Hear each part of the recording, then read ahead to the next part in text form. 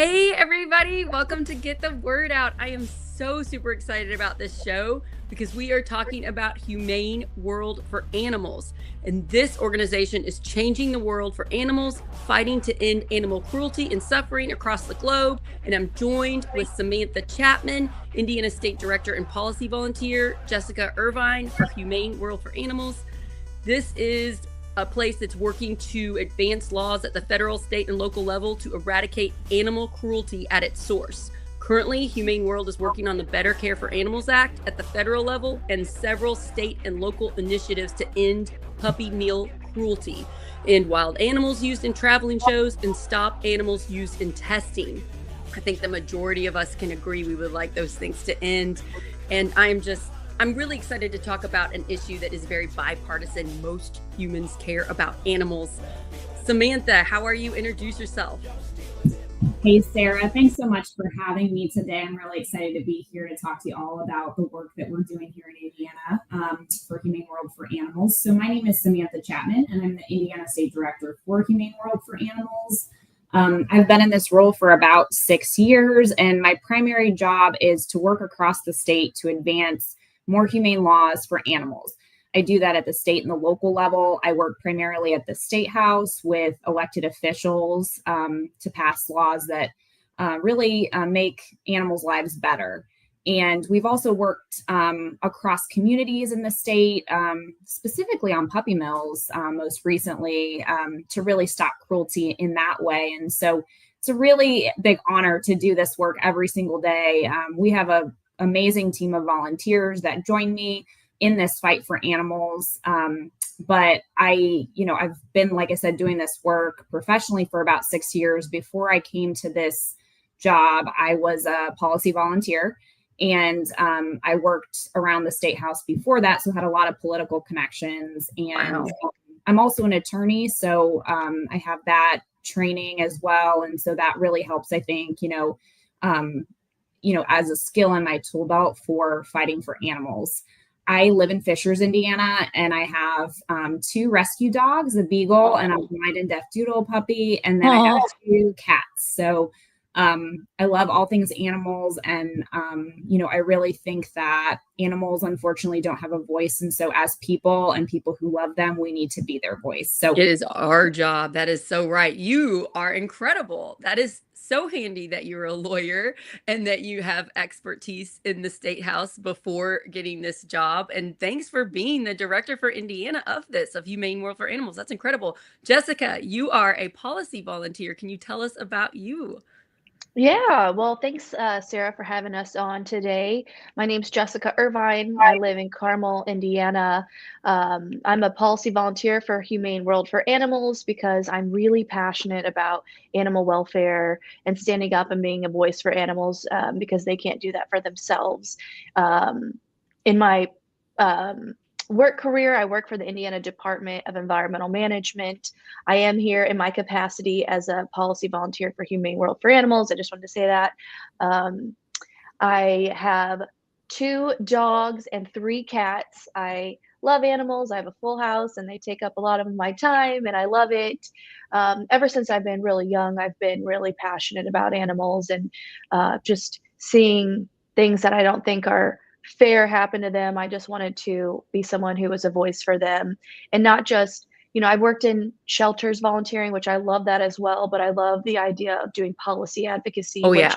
helps a broad range of animals, kind of tackles the root cause of issues and can have a lasting effect. So I'm just glad to be here and thanks for having us on. I'm excited to have just 2 smart, brave women fighting for animals. It's such a beautiful thing. Thank you for all of your work that you've done. I used to want to be a vet. I wanted to be a veterinarian until I took science classes and it was such a struggle then, and then I realized I really like kids, so I went into teaching. But my daughter, my 7-year-old Adeline, is loves animals, and she wants to be a zookeeper when she grows up. So that's a big goal of hers. That it's like, why are we working on this reading, Adeline? And she's like, so I can be a zookeeper. So yeah, it's just really nice to have animal lovers. Now, animals is one of those subjects. It's sort of like kids. We don't really want to talk about the horrors behind the scenes that happen. To animals, we don't want to think about it. We just want to pretend nobody's hurting animals. But you two know. Can we go ahead and just dive a little bit into why is this organization, Humane World for Animals, fighting? Why is this a necessary organization? Why is it important that you meet with state legislators and try to pass laws for animal rights? I would think most people would be like, animal rights, that's silly and not needed, but it actually is very needed. So, Samantha, do you want to take that one? Why do we need Humane World for Animals, and what is the actual like problem? Yes, absolutely. So I think our founders, long time ago, got together in a room and they realized that they could not rescue themselves out of the problem. And as Jessica alluded to, we have to stop the suffering and the cruelty at the source. There are so many industries that benefit from profiting off the backs of animals. And we know that the only way to effectively make a difference for these animals is to make corporate change or to work with lawmakers, at the federal, state, and local level to stop the cruelty sort of in its tracks. We always want to just like assume that companies are going to do the morally right thing and that we don't need to pass laws. But I think we're, especially in the last few years, really becoming less gullible to that. Companies have shareholders, they want to make a profit. And even though a bunch of people in the company care about animals, the ones that get in charge don't always make the best decisions for animal rights because they're just thinking about money. So we do need policies, we need laws, and then we need to follow through on the laws. That's a part of it too, because if nobody cares that law is being broken, it keeps happening. Yeah, so keep going. Yeah, that's really important. Absolutely. And I do think that consumers do have, a voice in this as well. I always like to encourage people to vote with their dollars. We talk about the factory farm issue. I know that not everyone's in a place to go plant-based or vegetarian, but I think just it's important to understand labels, when you're talking about buying cage-free products or, humane source meat or things like that. I think it's really important that people educate themselves and make the best lifestyle decision for them. It's the same thing for, animal cruelty in makeup, cosmetics. We can make choices based on how things are labeled, and we can educate ourselves to not be spending our dollars with companies that are supporting animal cruelty. And so, is that something that we could get on the Humane World for Animals website? Would there be like lists of what makeup? Like that would be interesting to me. I want to make sure the makeup that I'm using isn't being tested on animals. Is there a way we could check that? Yes, so there's a really great resource. We partner with Leaping Bunny, and they have an entire guide about household products, cosmetics. So you can check before you purchase an item to see if you're supporting animal cruelty. So that's Leaping Bunny? Correct, Leaping Bunny. Nice. Great resource. Yeah, I mean, that is an easy thing to do. If you stop making profit because the choices your company is making, then you're more incentivized to stop doing the bad thing.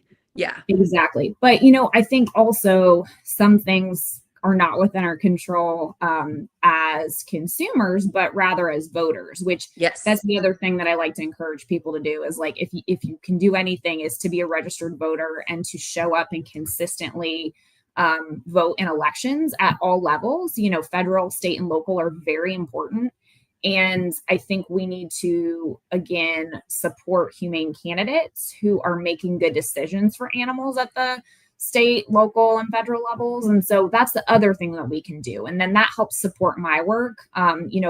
Legislators, they are brought to the state house and other places because of their constituents voting for them. And so when, Jessica can speak more to this, but when I encourage volunteers to reach out to their elected officials, I always encourage them to say, I am a voting constituent in your district and I care about animals.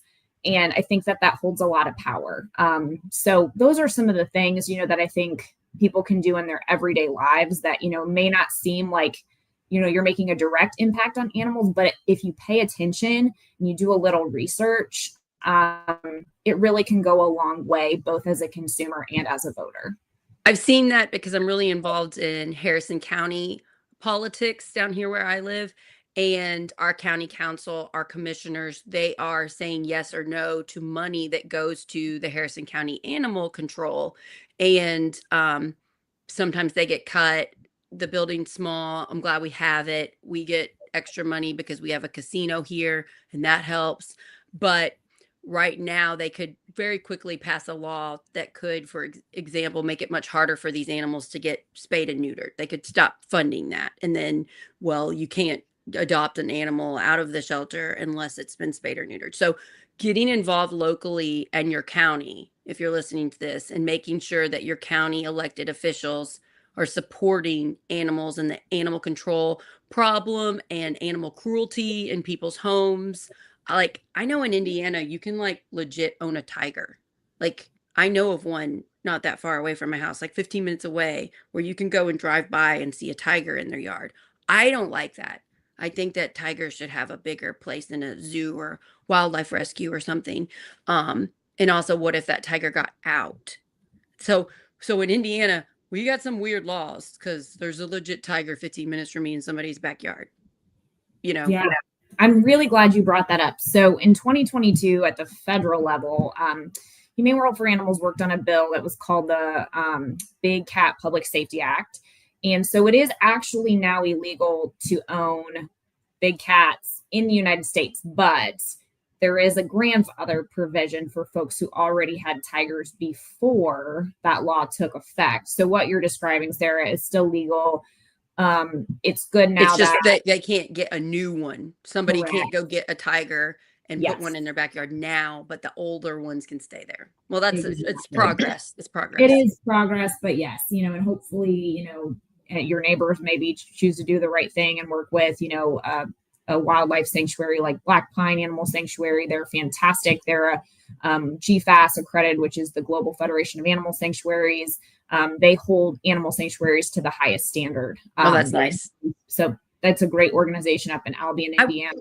I went to, oh yes, I know about that one. I want to take my daughter there for like a present or something. Yeah, I went to one in Colorado around Denver. It's a wildlife sanctuary for mostly cats. There's wolves but it's like mostly tigers. And you walk this like mile long like dock, and then the animals are spread out below you, and they have so much land. And when they bring them in at first, they put them in a smaller area to help them get used to it, and then they let them go out. And that seems like a really good one too. So we donated money, so we get magazines like 4 times a year about it. So there are organizations that will take your big cats if you are keeping one in a small enclosed area and would like it to have a better life. Jessica, can you tell us a little bit about puppy mills? I think we really, as a society, don't want to talk about them because I know people that buy puppies from puppy mills. And I think it's actually a sort of bad problem in Indiana too. Like I've heard like maybe the Amish do this sometimes. I don't know if you've heard about that. Yeah, can we talk a little bit about puppy mills? Yeah, absolutely. And just to kind of give a real like life experience talking about the big cats, the tigers. Oh, sure. Yeah, go for it. So when I was, I don't know, I'm going to say 10 years old, very young, my uncle was petting a tiger that somebody had in their backyard through a chain link fence, and it pulled his arm through the chain link fence and almost mauled his arm off. And his arm is, I mean, to this day, it looks like it was mauled by a tiger. He went through, I can't even count how many surgeries, and he almost lost his arm. And so there are really real dangers that having those big cats enclosures pose to the public. So yeah, they are wild animals. Anecdotal. They look cute and they can be cuddly, and you can, sometimes you'll see people snuggling with tigers, but they are wild animals and they can turn on you. Maybe he smelled like meat that day or something. Like, you don't know why that animal attacks, but like we see our house cats will attack us and we might get a scratch or a bite, but they're small. It's like the tigers are legit like that, but giant with very strong. So I think we forget that. We just want to snuggle them. Yeah. That's absolutely. I'm sorry about your uncle, but I'm glad he's okay. Yeah, he luckily survived that. But so about puppy mills, I mean, for most people probably know what puppy mills are, and maybe Sam has a better definition, but they're essentially for-profit breeding operations where they keep puppies and they breed the mother puppy over and over, and they keep them in terrible conditions in tiny crates. They may never get to see the light of day. They have no normal interactions that puppies should have, and you know, just horrible conditions. A lot of times they don't get the vet treatment that they require, the nutrients that they require. They may not be able to nurse from their mother like they need to. So they're really kept in horrible conditions and then sold for a profit through different, maybe you find them online or maybe certain pet stores. And they're really cruel. The puppies oftentimes come with a lot of health conditions, and I There's like know as inbreeding. There can be a lot of inbreeding, so they'll yeah, have seizures or absolutely. blindness or hearing issues. Yeah, yeah, yeah. Yeah, and they can be really expensive, and families don't know what they're getting into, and they're paying thousands of dollars for this sick puppy. And then sometimes these puppies don't make it, and that's just heartbreak for, you know, the family who got the puppy itself. So we pushed really hard as a policy volunteer over the last several years to push local ordinances to ban the sale of puppy mills in pet stores. And Sam might have to correct me here. I want to say we had a couple dozen across the state of Indiana. That's And fantastic. yeah, it was such a win for us. You know, every single municipality, the people fought really hard. The volunteers, the people in the community really care about animals. We fought really hard to get each and every single one of those passed. And then last session, or one of the most recent sessions, the General Assembly, with the urge of the puppy mill lobby, uh, passed a law that preempts local municipalities from placing these bans on selling puppy mill puppies. So it undid all that work that hundreds of hours and volunteers did to protect puppies. And so that was so really heart-wrenching for all of us to experience. So those are just some of the challenges that we come up against with these puppy mills is that You do all there's this work and you'll get a little bit, and then giant step back. Oh, I mean, yeah, yeah. I feel for you all. I know what that feels like. Another thing I've learned about puppy mills that I did not know about, my friend Pam owns a nonprofit called Senior Paws Rescue, and she'll take dogs that don't have a home that are 10 or older, and she gives them, they stay in her farmhouse, and she gives them the best life. And the nonprofit pays for all their vet bills. So she just goes in there like, what does the pet need? And she pays for everything. She will get some from puppy mills sometimes. And right now she has this sweet bulldog that's a male that's older, and he can barely walk. His paws are like bent in from like being in a cage. So when they're just put in a cage all the time, they legit sometimes can't walk, and they have like paw issues, and like their bones grow terribly. And I've seen Great Danes that had problems because they were born in a cage, and Great Danes are a big dog. And so then they have all kinds of problems. And then just the breeding itself, when you keep breeding a bulldog, for example, or a pug, for example, when you keep those traits that are cute, it hurts the animal. Like, have you listened to a pug sleep? It's terrible. Or a bulldog, because they've got those smushed up faces, so they can't breathe very well. So it's like, is this the greatest thing that we're doing for society, that not only is it hurting the animals, but we're pushing out these traits that's making the animal's life harder to live, you know? So yeah, I don't think we realize just how bad the problem is sometimes, but I really didn't until I went to my friend's Pam's house and saw them, and she told me why, and I'm like, what? I didn't even know this was a thing. Okay, what can you talk a little bit about Humane World for Animals? It sounds like you are doing great things in the state and the country, that you are getting little things passed, maybe county ordinances, maybe with the state, sometimes a national law, like this one with you can't have big cats anymore. That's good. Even though it's not perfect, it's better. Tell us a little bit about Humane World for Animals, and like this is your job, Samantha, and then Jessica, you're a volunteer, so that's pretty neat too. Let's hear about this group. Yeah, absolutely. So, many of you may know our organization, formerly called the Humane Society of the United States. Back in February of this past year, we rebranded Humane Society of the United States and Humane Society International combined and became Humane World for Animals. And so we are now a global force tackling animal cruelty and we our tagline is the end of animal cruelty. We are fighting the big fights to stop egregious suffering across the globe. So And you're not just national, you're world. I don't, it says yeah, world in the name. You'd think I would have gotten that, but that's amazing.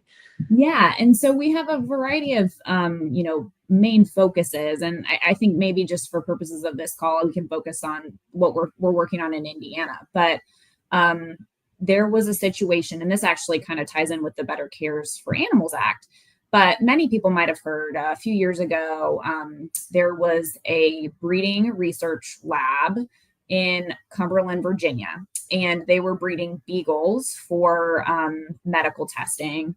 And the Department of Justice got involved after the U.S. Department of Agriculture came in and found egregious violations of the Animal Welfare Act. I mean, we're talking about like puppies not receiving adequate veterinary care, their crowded conditions, euthanasia that was not humane, things like that. And so, because the USDA got so involved, and the Department of Justice acted, and they acted together, they were able to issue an injunction.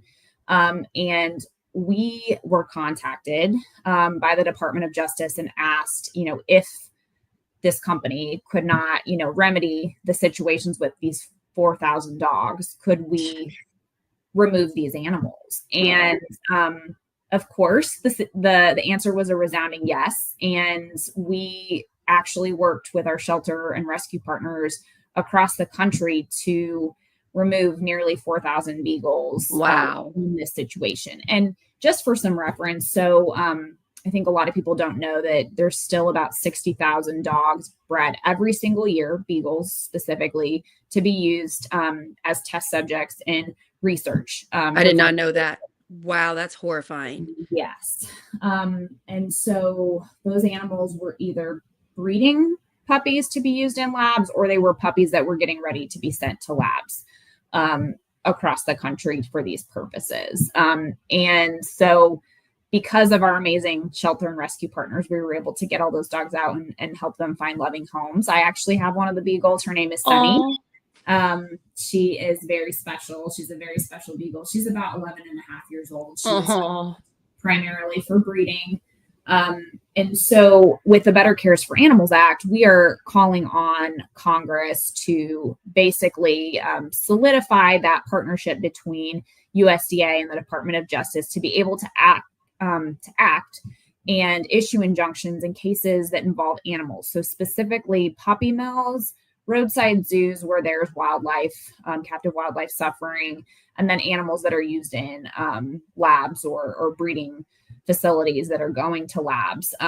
Animals are a different kind of property. They're living and breathing. And so when there are violations of the Animal Welfare Act, it is often very necessary for USDA to act quickly. And so with that partnership used in the Envigo case and, several years ago with the beagles, that was a prime example of why we need a law like the Better Care for Animals Act. So that is one, issue that we've been pushing. And Jessica actually met with Congresswoman Victoria Spartz's office advocating for that bill a few weeks ago. But at the state level, we worked on a bill this past legislative session called Sunny's Law.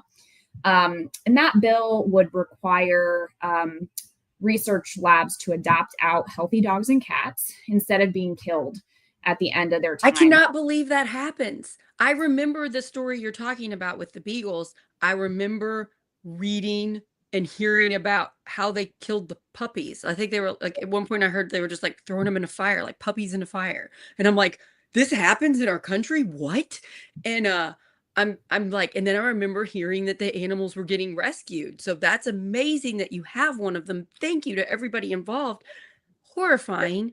doesn't this show you all why we need legislation? But not only do we need laws, we need to follow up on it, right? So like there were some laws ahead of time, right? That this shouldn't have been happening. Like they were going against some things, right? And it was like what, a whistleblower or something that got the story out, or a reporter or something. So it was actually the U.S. Department of Agriculture's Oh, inspector. okay, you said that. So they like went in and Yes. inspected and they did the right thing and reported it, and then it became a news story, I would assume. Yes. I mean, Yeah. and after Department of Justice was able to issue an injunction and move quickly. And I'm really pleased to report that that company, so the company was in Vigo. They're actually owned by their parent company, Initiv, which is actually headquartered in West Lafayette. Oh, wow. But they were issued like the largest fine in animal Welfare Act history because of the egregious violations of animal cruelty and environmental violations as well. I would think fines are a good way to discourage businesses to do these type of terrible practices hurting animals, but then you have to pay for people to go in there. You have to organize it, pay for people to go in there and examine and make sure and check that these animals are being treated fairly. It seems like they should never be allowed to kill the animal after the testing. I just don't understand. Like it doesn't even seem like it should be happening. Right, exactly. And I mean, there was a case a couple of years ago. We had an undercover investigator in a lab that was owned by Initiv in Mount Vernon, Indiana, and there were 80 beagle puppies that were being used, and we were working to get those beagle puppies released, and unfortunately, we were not able to secure that release. But again, it just shows you that this is happening right here in our state, and it's so heartbreaking because these animals, they endure a life of cruelty and suffering. The least that we can do for them, if they're healthy enough, is to be able to be adopted out into a loving family. And I think most people that have pets realize like dogs and cats have feelings and feel pain and are much more intelligent than we realize, and they're intelligent in ways we can't comprehend. But even like a fish, like there was a viral video of like this like orange goldfish that was big that would love to get pets when its owner got home. Did you all see that one by any chance? It's adorable. And the guy would come home and the fish would swim up to the tank and the guy would, and it's like, well, this is me. I'm rethinking fish now. Like animals have feelings. They also love. Like, I mean, sometimes people act like cats don't care about you. Cats love you. They're just different than dogs. And dogs, you can see it in their eyes. They know how to be like, never stop rubbing my belly. They know how to do that. I think in 2025, we have the science, we have the data, we know the relationship with these animals. We need to stop acting like they're just like a service to us, like animal testing them for makeup and stuff. Like, I think we need to get there faster as a world. So I'm thankful that you all are doing this. Another thing I wanted to bring up was, let's talk a little bit about the other side that pumps out fake things about what you all are doing, because I see it. I'm in the country, and if I eat meat, I try to eat less meat, and I try to eat meat that's locally sourced and the animals are, but I don't all the time, but I try.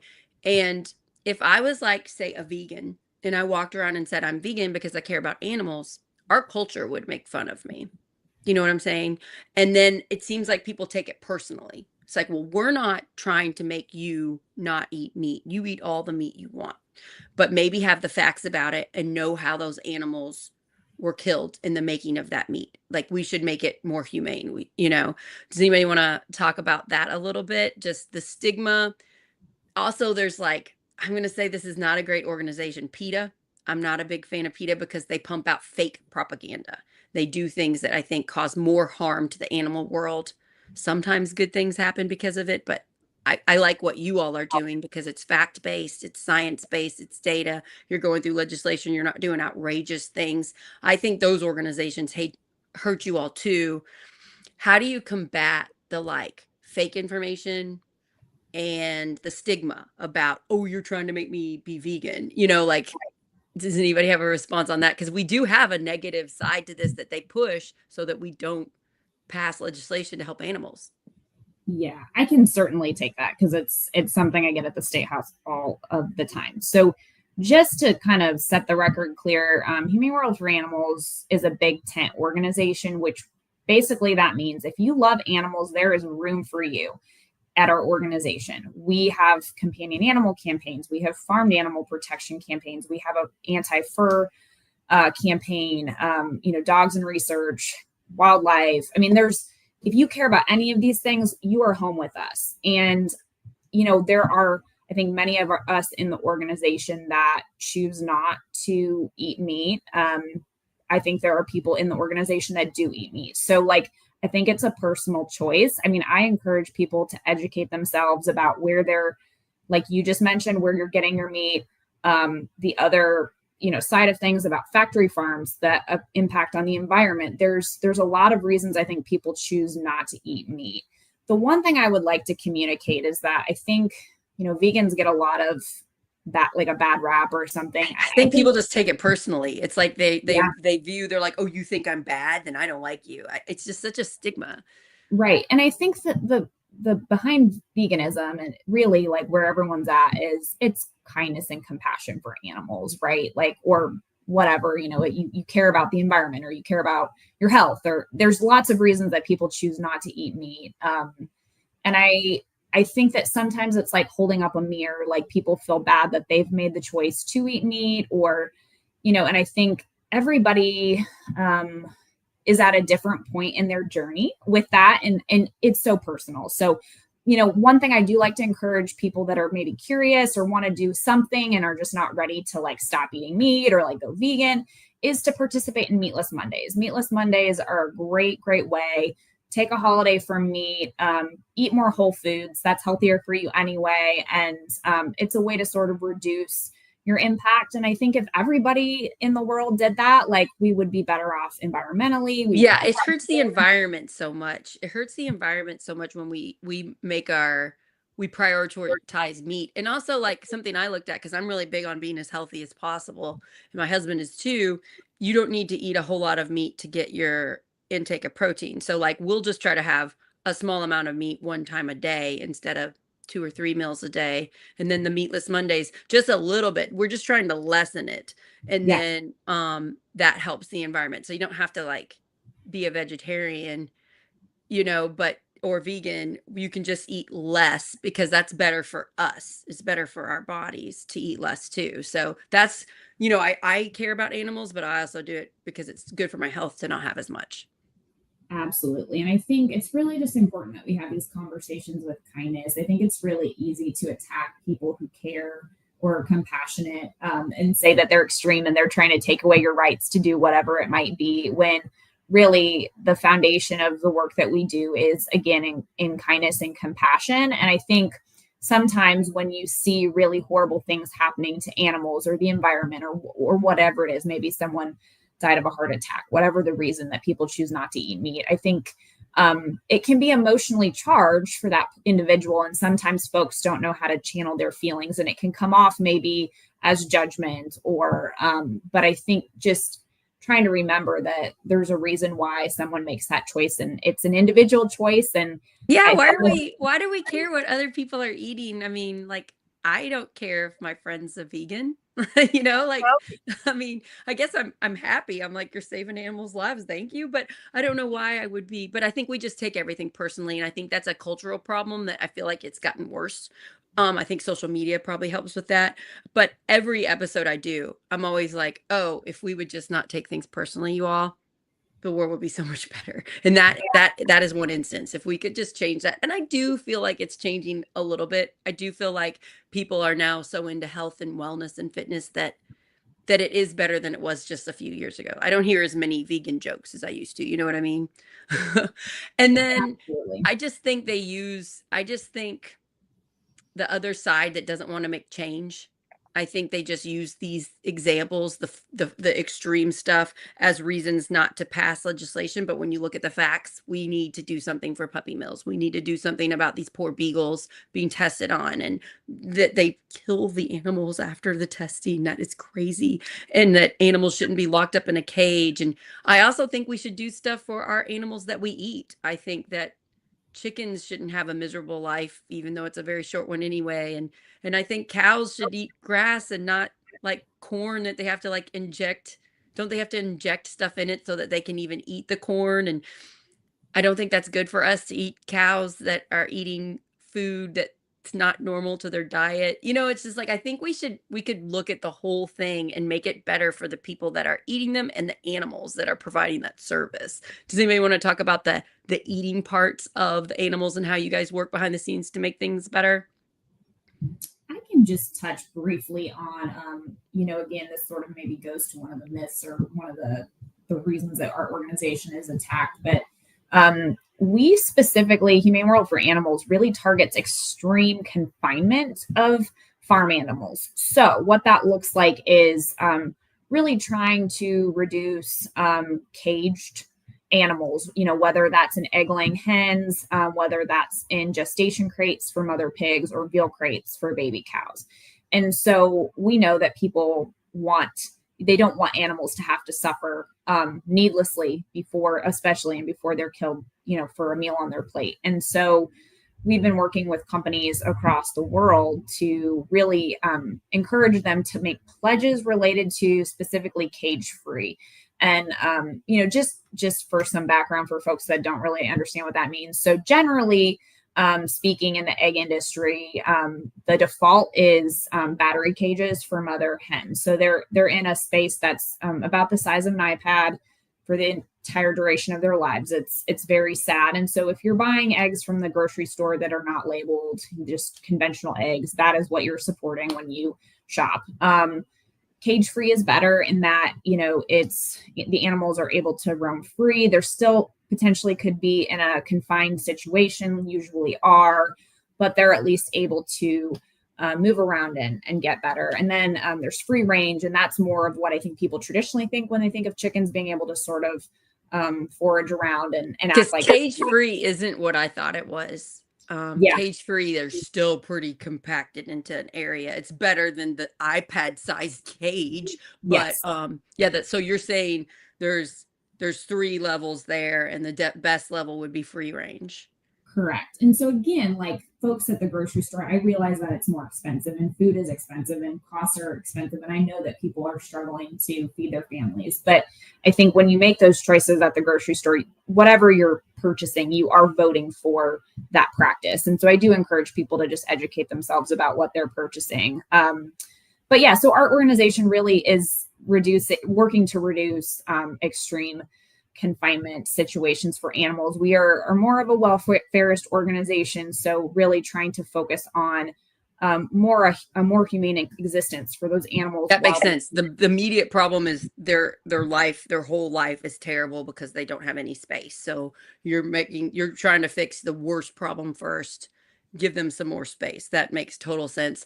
Well, one benefit of living in a rural area, which I do, is I'd say 90% of the eggs we eat are local people. And those chickens are living it up. Let me tell you, the chickens, I got chickens. I can look right down there 2 blocks away. Those chickens are great. And a lot of the people just put little signs in their yard. And a lot of times it's the same price or cheaper or barely more than what it is at the grocery store. And then they're fresher and taste better for you because the chickens are eating a better diet and living a happier life. So they make healthier, happier eggs. So that's a benefit of living. If you pass if you're passing the street and you see a sign, I recommend stopping and getting those eggs. Your food tastes better. My Sunday morning pancakes taste better when I have those brown eggs and the green eggs and the brown spotted eggs. I love like when you get the different colors, So yeah, that's easy for eggs, at least where I live. I don't know how it is in the city if it's harder, but that's something that's like really easy we can do. Yeah. And then Jessica, I wanted to talk a minute about, was there something else? Because I interrupted you, Samantha. No, go right ahead. Jessica, what made you get involved with this organization? How did you hear of them? And then what kind of things do you do? And I want to put up the website, everybody, because if this sounds interesting to you, especially if your mental health is struggling right now, helping animals feels good. So it's humaneworld.org. Pretty easy website there if you would like to check it out. But can you tell us about your experience, Jessica? Because I'm really curious and just thankful that you're doing this. Yeah, absolutely. So, for me, I can't remember where I first heard about it, but there was an info session for at the time it was Humane Society of the United States, and I went to it, and Samantha was the director. Had to be like 2018 or 2017 or something, and she, gave a great overview of all the different ways you can volunteer within the organization because there's different ways you can be a policy volunteer or you can help boots on the ground rescue animals from like hoarding situations or dog fighting or Oh, like the beagles that they rescued. So there's different roles that you can play. And for me, I had been volunteering at Indie Humane at the time with the cats for 2 or 3 years, and I didn't have the time every week to dedicate to going physically to the shelter. And so I thought, okay, how can I still advocate for animals, knowing I have a little less time to like leave? And I thought I learned that through the policy volunteer, I could do a lot of this stuff from the comfort of my home. And, you can affect animal welfare on a broad scale. And so I learned about that. And what I really love is that you can kind of lean into what you're interested in. So, I mean, for me, I'm interested in all kinds of different animal issues, but um, if I'm really into puppy mill issues, I could just really focus on doing puppy mill advocacy. And what that kind of looks like is, again, as much time or effort as you really want to give. But I do a lot of, and Sim will help me, letters to the editor to spread the oh, word that's a about good issues idea. going on. Yeah, like so that people in our community kind of know what's going on and ways that they can help. And, a recent one I did was how I oppose using live animals in circuses, and there's a circus coming to Indiana. And so I did one on, I think, puppy mills, certain legislation that'll be coming through the state house.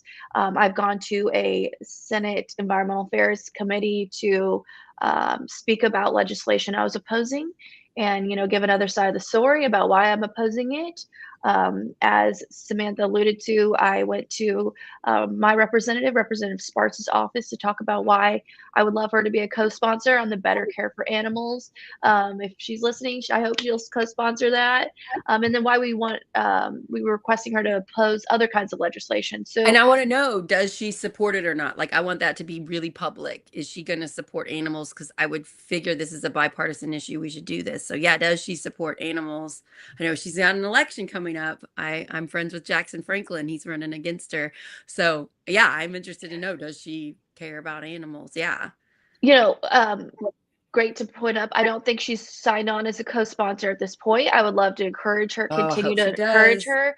There Okay. is the Humane World for Animals puts out a scorecard every year, which they will put up all the legislation that they are wanting legislators to support, and they will let you know what they voted or if they co-sponsored it, and so you could kind of say, okay, does my representative or my senator support animal welfare legislation? And Yeah. you can check out Representative Sparks. I don't think she signed onto a lot of the legislation. I hope she would, but it's always an opportunity to learn and for her to do what I consider the right thing. So And I I hope just think she it's will. really important that we know how our representatives are voting.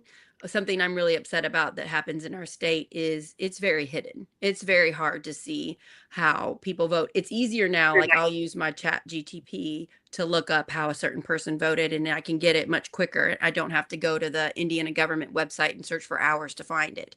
But they are not publicly pumping out when they're passing legislation whether they voted yes or no and how that legislation is going to help or hurt us. They really want us to not pay attention. So I think that would be a huge thing that Humane World for Animals does is showcase, are these legislators helping animals or are they not? And like I think that's really important.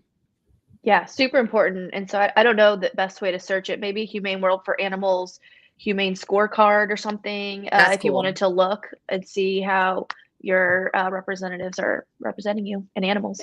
And let's say you're listening, you care about animals, you can't really volunteer like you're doing, but you would like to be more involved. you can be a member. I think Samantha, you mentioned it's at $25 a year to be a member, and then that money goes to pay for the work that you're doing, Samantha. This is your full-time job, and everybody else that works around the country and the world.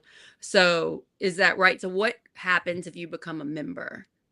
Yeah, so I think becoming a member is a great way to get started, just to, really keep an eye on the work that we're doing across the globe now to help animals.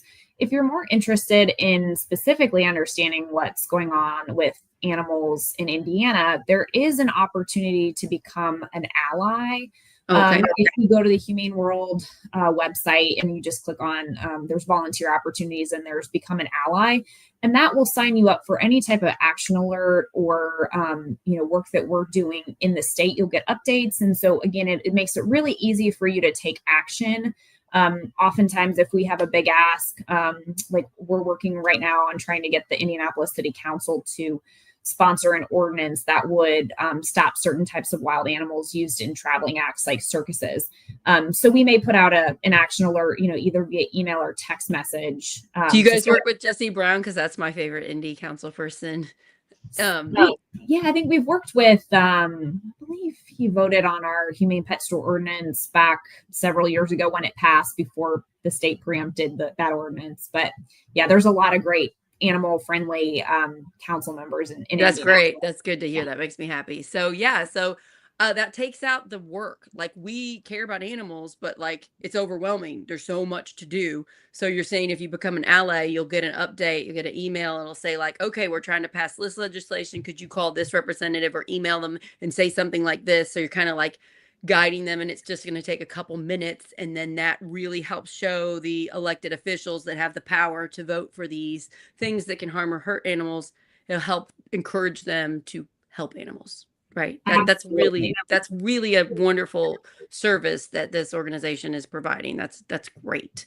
And yeah, so what else with stuff? Yeah. And if I could, and Jessica can talk maybe more about this experience, but again, for folks that maybe are interested in going a step further, becoming a policy volunteer is a fantastic way to educate yourself on all of the types of animal suffering. And again, there's something for everybody, right? Like we talked about, we are a big tent organization and we welcome anyone who cares about any type of animal issue. And so I think it's really a great way to really understand what the issues are. We have a great like Humane World, like 101, you go through and you learn about all the issues we work on and ways you can get plugged in and involved. And it's just a great group of like-minded individuals that kind of get together. And again, talking about that mental health component of it, I think being around people that care about animals really is good for the soul. I mean, personally speaking, like, I think it's a lot of compassionate individuals that have a lot of empathy. And so if you're looking to get involved and you're looking for your place and you love animals, we would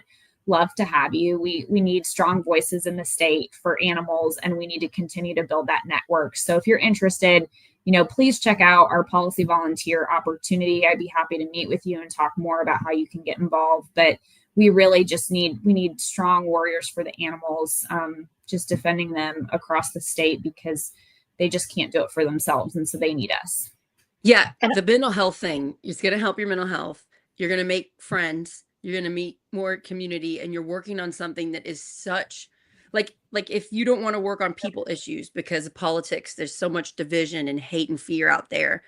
Animal issues it seems like a safer place because most people agree we should treat animals better. Okay. So yeah, Jessica, what can you say about you being a policy advocator? What was the name of it? What's your title? Yeah. A policy volunteer. Yeah. So, one of the other things I think Sam just alluded to is, we get calls to action where, maybe I need to, or I can call my state representative or my state senator about a certain policy initiative, and they give me like kind of a script, and I can go off script or not, but it's a really low stakes, easy way, but really high impact way to get involved. And one of my favorite things about being a policy volunteer is the people I've met, as we just kind of discussed. Samantha is like one of the best people I know. I've met so many people in Carmel who are also policy volunteers who are just great people, and we can connect over our love for animals and not be alone. So when I went to Representative Sparks' office, I was a little nervous, and so I didn't have to go alone. I went with Megan, another policy volunteer in Carmel, and we did it together. And so it really brings people together. You're fighting for a cause that you're passionate about, and it just makes you feel like you're giving back. And like you said, if the weight of people politics is too much, getting involved in animal policy is bipartisan and really meaningful way to help change your community. Yeah, this is really, really wonderful. Yes, Samantha, do you want to add to something? I just wanted to say Jessica is one of our very best and most dedicated volunteers. And we just love her and all the work she's doing across the state for Indiana, specifically in her home community of Carmel. And it's really refreshing to just have like-minded people just fighting the good fight. We need more of those individuals. So not every nonprofit is created equal. Some nonprofits do not treat their volunteers well. Some have messy stuff at the top, whoever's in charge. There's problems I've seen it before. And I just am loving the relationship between you're the state director, Samantha, Jessica, you're a policy volunteer. You all are close friends. You clearly care about each other. You care about your all's mental health, well-being. You're not going to like ask too much of someone. You said it multiple times, Jessica, that you do what you have time for and what you want to do. So I think that this sounds like a wonderful organization to put time and effort in. And I will say not every nonprofit is created equal. And I want to praise you all for that. Samantha, I would assume a lot of this is because of you and the way you are running this group in your state. So I would like to thank you for that. That's, I've been talking to you for the last couple of weeks while I planned the show. You both have been a delight to work with. So I just think it makes me happy to promote this group that not only helps animals, but you treat each other well, which is so important, especially in today's time when life is a little bit extra stressful. I really appreciate your kind words. And I think it's just important to remember that we need people to be able to help animals and, supporting each other and lifting each other up instead of attacking each other. That is how animals live their best lives and how we reduce and stop suffering. When we get petty and we attack each other, just like in anything else, that's when the animals suffer. And so we really need a good network. You put the animals first. You put your little differences aside and you work together for the greater good. We really need that more. Our culture pushes out attacking everybody when we're not exactly the same, when we don't think 100% the same. And it's a really big problem that I think is causing the political division we have today and some of our problems.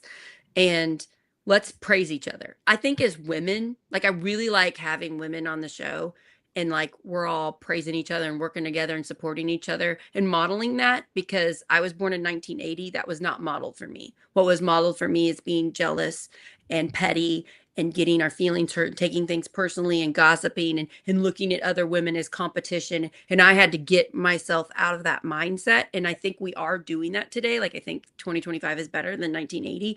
But it's something that we need to recognize. Let's praise one another constantly, way more than our culture thinks is appropriate. It just, I think it also comes down to self-love. I think a lot of the topics, it's you need to love yourself, because if you don't love yourself, it's hard for you to praise others.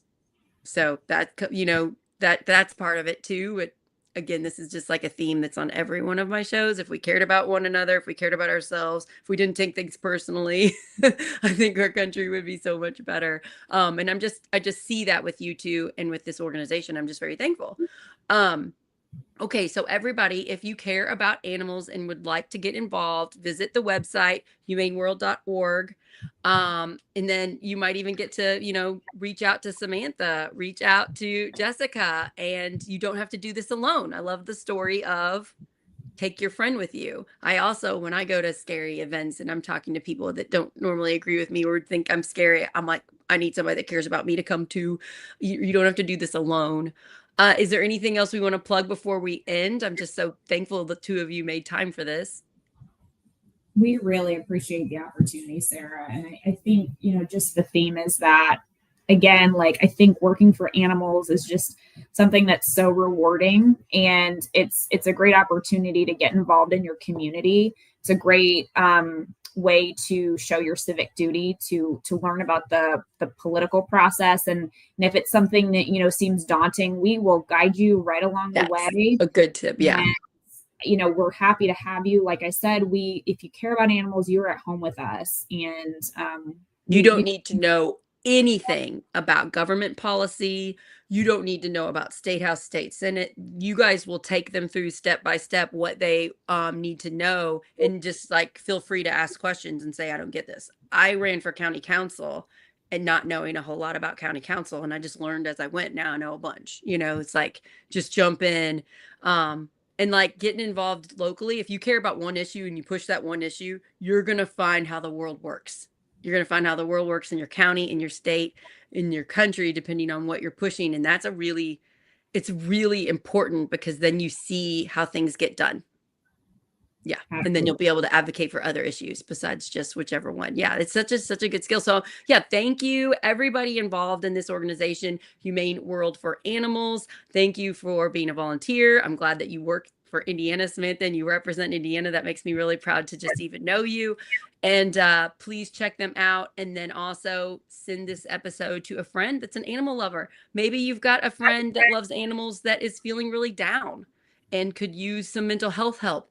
I couldn't think of a better way to help them. So send it to them. And then just as a reminder, this is on Facebook, Instagram, YouTube. You can subscribe to our YouTube channel. And it's also, you can go to our website, Project Next Indiana, and you can sign up and get this as an email. So you can see the show. It'll pop up on your feed and you can read about it and see if you want to listen or not.